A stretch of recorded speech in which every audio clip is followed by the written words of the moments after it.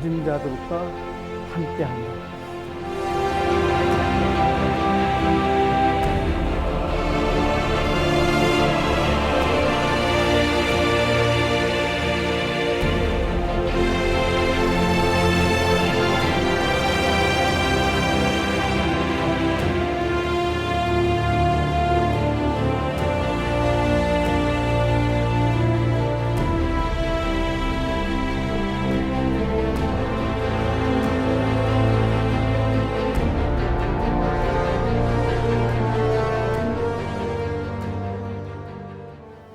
그러나 1904년에 첫 예배를 드렸다고 그러는데 크리스마스 날 바로 그렇게 그 기독교 신자가 될 수는 없었겠죠. 이제 몇 년이 걸렸는데 그러면서 제중병원에 나가서 일을 도우면서 더 가깝게 지내고 그리고 이제 결정적인 것이 이제 포사이트 선교사가 그 여자 나 환자를 그렇게 돌보는 걸 보고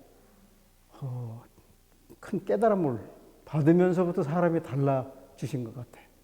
일단 나 환자가 되면은 그 동네나 가족 사회로부터 배제가 되니까 그런 거린들이 굉장히 많았다고 그럽니다. 많았다고 그러고 1920년대 가면은 2만 명 이상으로 집계가 되고 있어요. 한국에. 한센병이 사회적으로 큰 문제가 되는 병이었던 것은 확실해요. 오방 선생님께서 글 같은 걸 전혀 잘 남기시지 않으셨어요. 남기셨는데 포사이트에 관한 글은 하나를 남기셨더라고. 근데 60년대 초반인가 그 글을 쓰셨는데 성자라고 불렀더라고. 포사이트 성인이 그 말씀을 여러 번 하셨어요. 그러니까 1908년인가 만나셨죠. 한 56년 거의 60년 지나서도 그분을 성인으로 기억하고 있었던 것은 그만큼 그 자기 자신한테 큰 영향을 주신 분이라는 것을 보여주는 것이죠. 사회적으로 사망한 자와 마찬가지였던 이 사람들이 다시 살아나는 것을 보면서 1912년, 1910년대를 이렇게 보내신 거예요. 교회,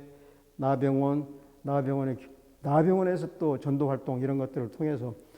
근데 그러면서 1915년도에는 보다 더 체계적인 공부를 하기 위해서 이 평양 신학교에 또 입학을 하셔가지고 이 평양을 왔다 갔다 하시면서 여러분들을 만나게 돼요. 이제 그런 분들이 아까 말씀했던 YMCA 관련 인사들이죠.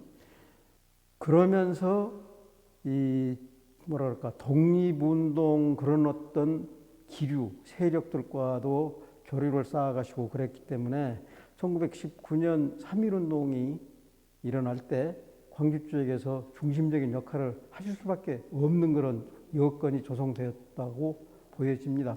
오호방 선생은 3월 5일 날 덕수궁원 앞에서 유인물을 뿌리고 연설을 하다가 체포가 되셔가지고 1년형을 받고 1년 4개월 동안 복역을 하시게 돼요. 1920년 6월 말경에 나오시는데 추록을 하시게 되는데 오셔가지고 이제 바로 그런 그 사회 운동을 지속할 수 있는 조직화를 시작을 하세요. 그게 만든 게 이제 광주 YMCA입니다. 1920년 10월달에 광주 YMCA가 3.1운동에 참여했던 청년들을 중심으로 해서 만들어져요. 김철이랄지 그런 분들 대개 1년형을 받고 이 형무소에서 추록원 분들이 중심이 돼가지고 광주 YMCA가 만들어지고 그와 동시에 거의 동시에 오방 선생은 조선 노동공제회 광주 지부를 만들어서 그 회장에 취임하세요. 그러니까 이 기독교적인 사회운동단체하고 노동운동단체 두 개를 1920년 추록에서 만드셔가지고 본격적인 사회운동을 시작하시는 게 1920년대입니다. 30년대에는 그 YMCA 회장, 그 오방 선생은 광주 YMCA 회장을 3번인가 하셨어요. 20년대 되고 30년대 되고 해방 뒤에 다시 재건해가지고 또 재건 광주 YMCA 회장도 하셨는데 30년대 회장을 또 맡으셔가지고는 이 나환자들을 위한 사회 조직화 운동 이외에도 이 교육 운동, 농촌 부흥이 그때는 아주 핵심이었기 때문에 광주 YMCA의 핵심 사업 중에 하나가 이 농촌 실습학교 운영이었어요. 1935년, 4년, 5년, 6년 이래 보면은 어비슨이라고 하는 그 농업기술자 선교사를 중심으로 해가지고 상당히 수준 높은 농업학교, 기술학교를 만들어가지고 농촌 지도자 양성 사업을 광주 YMC가 했어요. 오방 선생이 남긴 몇 개 안 남은 글 중에 하나지만은 그 성서조선이라는 잡지가 있었습니다. 그 성서조선이라는 잡지에다가 평신도의 각성을 바란다는 그런 기고문을 쓰셨는데 그 기고문을 보면은 이 일제 동서하고 그 세류에 영합하는 이 기독교 지도자들에 대한 통렬한 그런 비판이에요. 그러니까 그런 비판을 남기고 그 교단의 활동을 중지를 하고 그리고 이제 나중에 그 기초신자 참배 같은 것들이 결정이 될 때와 거의 때를 맞춰 가지고 사망 통지서를 내고 자기는 이제 이미 이 사회에서는 죽은 몸이라는 통지서를 내고 증심사 계곡에 오방정이라는 그런 그 초막에 들어가셔가지고 해방될 때까지 은둔 생활을 하셨어요. 1944년에 상해를 한번 다녀오셨어요. 그 해방 한 1, 2년 전부터 광주 그 시민들 사이에는 광주에도 의과대학, 그때는 의학 전문학교라고 그랬는데 의학 전문학교를 만들자는 그런 운동이 있었다고 합니다. 그러니까 이제 주민들이 돈을 각출해가지고 의전을 만들자 그런 운동이 있었는데 그때는 광주에가 큰 병원이 재정병원하고 자회병원이라고 일제가 만드는 병원이 큰 병원이 2개고 개인 병원 몇 개 있었다 그러니까 굉장히 의료시설이 부족했다 그러니까 그 필요성이 있었죠. 그러니까 그 의견이 압도적이어서 모금 운동을 할 때 사람들이 찾아와서 그 문제를 좀 도와달라고 간청을 하셨다고 합니다.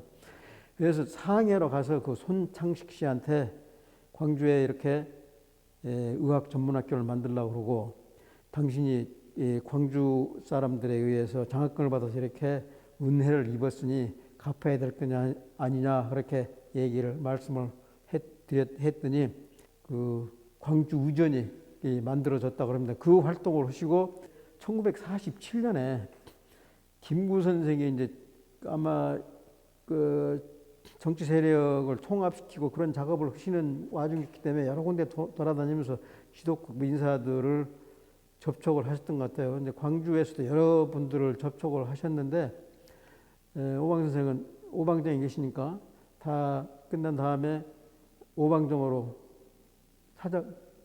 김구 선생이 손수 찾아오셔가지고 두 분이 여러 그 말씀을 나누셨다고 합니다. 근데 그때 이제 무슨 말씀을 나눴는지 말씀을 안 하시고 기록을 안 남겨 놓으셨으니까. 근데 그때 이제 말이 끝나고 나서 먹을 갈아서 그 자리에서 휘호를 하나 써주고 가셨는데 그게 이제 화강동진이라는 그런 휘호예요. 지금 저기 있는 화강동진. 그야말로 낮은 자를 예수님 그랬잖아요. 낮은 자를 대하는 것이 곧 나를 대하는 것이다. 그래서 이 낮은 자들과 함께 사는 생을 택하신 분이라고 봐요.